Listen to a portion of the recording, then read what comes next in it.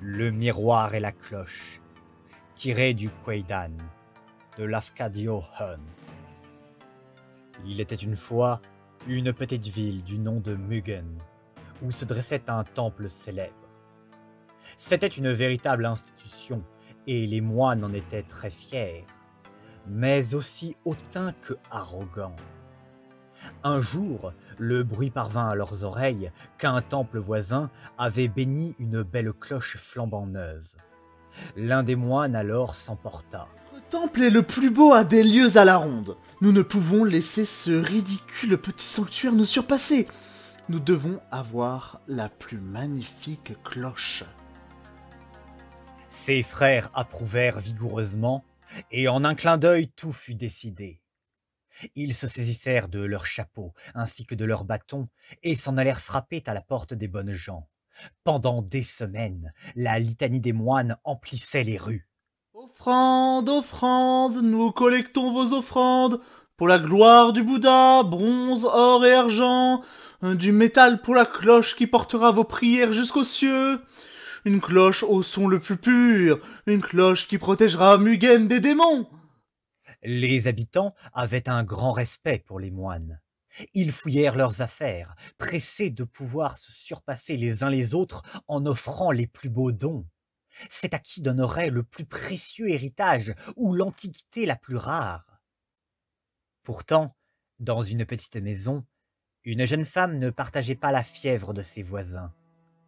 Elle possédait un superbe miroir en bronze, lisse comme l'eau d'un lac, finement gravé avec de délicates fleurs de prunier, de bambou et de branches de pin. C'était son bien le plus précieux. Depuis des générations, les femmes de cette famille l'avaient utilisé, le cédant avec amour à leur première fille. Derrière ses larmes, la jeune fille pouvait presque deviner le sourire de sa mère se reflétant sur le précieux miroir. Mais la voix insistante d'un prêtre résonna dans sa maison. Offrande, offrande, du métal pour la cloche sacrée. Le cœur lourd, la jeune fille se leva, serrant son miroir contre son sein. Dehors, elle ne rencontra que des visages souriants. Partout les villageois discutaient et plaisantaient gaiement, l'un tenant à la main une scintillante épingle à cheveux, un autre une belle bouilloire argentée. La jeune femme soupira. Avec réticence, elle se rangea dans la queue qui serpentait jusqu'au temple. Devant elle, les gens déposaient leurs offrandes en une immense pile. Mais quand son tour arriva, elle ne put faire un geste, les bras serrés autour de son miroir. Les gens commencèrent à murmurer. Un moine se leva et l'invectiva bruyamment. « Es-tu une vraie croyante ou pas? Allez, ma fille, tu retardes la queue. » Honteuse, la jeune fille jeta précipitamment le miroir sur la pile et s'enfuit, cachant ses pleurs derrière ses mains tremblantes. Bientôt, les dons furent tous réunis. Le précieux trésor étincelait sous le soleil. Les moines firent venir les forgerons, et sous le hurrah de la foule et les psalmodies des moines, ils allumèrent un brasier. Puis ils commencèrent à faire fondre les offrandes dans un immense creuset. Petites épingles à cheveux et grosses bouilloires disparurent toutes en une masse de fusion. Mais soudain, un homme trapu laissa échapper un cri. « Comment est-ce possible? Celui-ci ne fond pas !» Et en effet, chacun pouvait voir qu'un miroir gravé de fleurs de prunier, de bambous et de pins demeurait intact à la surface du métal bouillonnant. Comme un seul homme, ils se tournèrent vers la jeune femme. Les moines fulminaient. « Petit égoïste, nous sommes tous témoins de ta vanité. N'as-tu aucun respect pour la volonté du Bouddha? Offre ton miroir avec ton cœur, et peut-être seras-tu pardonné. » Autour d'elle, les villageois lui jetaient des regards mécontents. Alors, entre deux larmes amères, la jeune fille cria finalement. « Bien, je le donne, je le donne. » À peine ces mots eurent-ils franchi ses lèvres, qu'elle sentit son cœur devenir froid, et le miroir fondit, disparaissant dans le bain en fusion.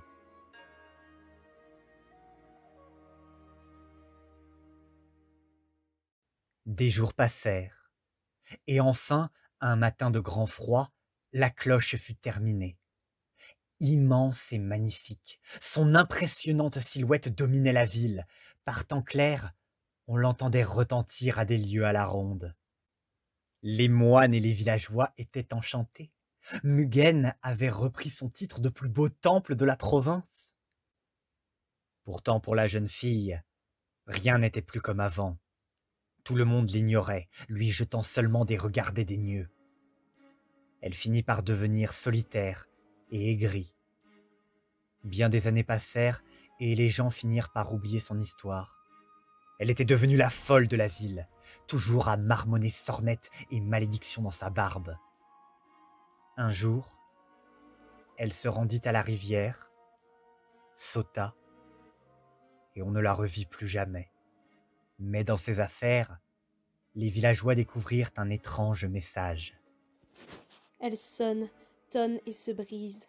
Brise la cloche, brise-la et deviens riche. Les habitants murmurèrent encore et encore les derniers mots de la folle. Et un jour, un homme avide décida de tenter sa chance et commença à sonner la cloche. Constant, il frappait le métal avec un lourd boutoir. Lourde, entêtante, la cloche sonnait son appel grave et retentissait dans toute la région. Comme en transe, d'autres villageois la rejoignirent bientôt. Je ne te laisserai pas garder le trésor de la cloche. Armés de maillets, de gros bâtons, ils frappaient tous frénétiquement. Le vacarme était assourdissant. Le chant de la cloche résonnait jusque dans leurs os. De plus en plus de gens les rejoignirent, les yeux fous et avides. Dépassés, les moines ne savaient plus que faire pour contenir la foule déchaînée. La cloche continuait follement à sonner, dans un rythme déconcertant. Furieux, les gens se battaient à présent entre eux pour l'atteindre, échangeant çà et là des coups. Le carillonnement accéléra alors que la foule scandait. Plus fort! Brisons-la! La cloche résonna, et soudain, les vibrations avaient endommagé la charpente de bois. Des éclats s'éparpillèrent, et dans un nuage de poussière, la lourde cloche se décrocha, écrasant plusieurs personnes sous son poids. Elle était toujours intacte. L'infamante musique de la cupidité s'était enfin tue. Dans un silence de mort, villageois et moines revinrent à la raison. Quelqu'un gémit alors, proche de l'hystérie. Maudite. Cette cloche est maudite. Le grand prêtre faisait tout son possible pour calmer la foule. Il ordonna aux moines d'entamer des sutras protecteurs. Cette satanée cloche doit disparaître. Toi et toi, approchez. Sous la direction du grand prêtre, moines et villageois joignirent leurs efforts et firent rouler la cloche au bas de la colline, là où s'étendait un profond marais. Et on dit que lorsque la magnifique cloche de Mugen s'enfonça dans la vase, certains aperçurent une étrange silhouette de femme s'évanouir dans la brume.